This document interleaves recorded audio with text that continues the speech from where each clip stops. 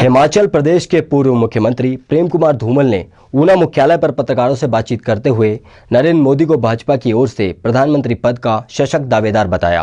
उन्होंने कहा कि केंद्र की यूपीए सरकार से देश का हर वर्ग दुखी है और साथ ही धूमल ने योजनाओं से नाम परिवर्तन के कांग्रेस के सभी आरोपों को सिरे से खारिज करते हुए कहा कि उन्होंने कभी भी ऐसी परंपरा शुरू नहीं की।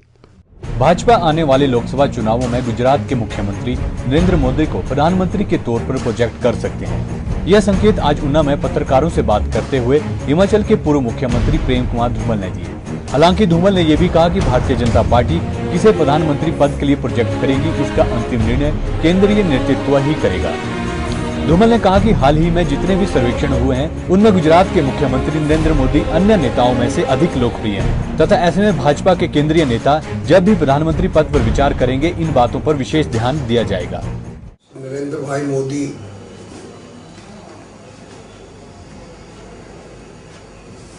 देश के सफलतम मुख्यमंत्रियों में है और अभी जो सर्वेक्षण हुए हैं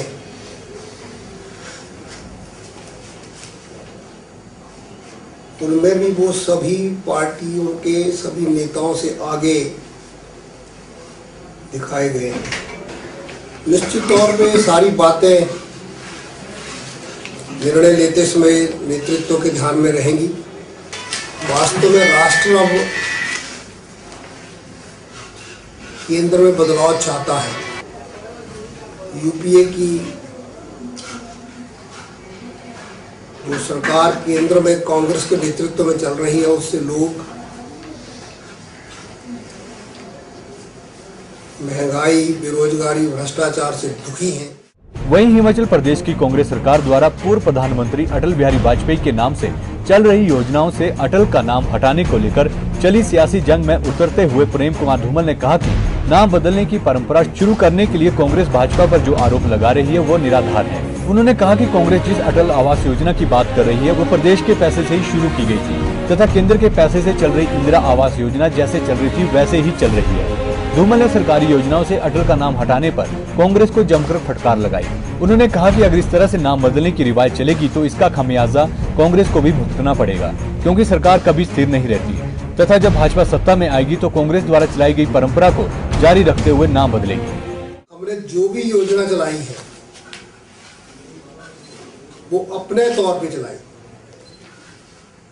पंडित दीनदयाल किसान बागवान समृद्धि योजना हमारी योजना है, हमारी सरकार ने चलाई। अटल बिजली बचत योजना हमारी योजना थी, हमने फ्री बल्ब दिए। पंडित दीनदयाल किसान बागवान समृद्धि योजना में 80% का उपदान, 80 से 90% का उपदान देने के बाद पॉली हाउस के लिए, सिंचाई योजनाओं के लिए। अटल स्कूल यूनिफॉर्म हमने वर्दियां मुफ्त दी। अटल आवास योजना पूरी तरह पूरा का पूरा पैसा प्रदेश सरकार अपने फंड से देती है, अपने बजट में प्रावधान था। इंदिरा आवास योजना जो केंद्र की थी वो इंदिरा आवास योजना के नाम से जारी नहीं और अटल आवास योजना हमने अपने तौर पे चलाई, वो अपना पैसा दिया। ऊना से हिमाचल आजकल के लिए अमित शर्मा की रिपोर्ट। अब बात करेंगे मंडी की।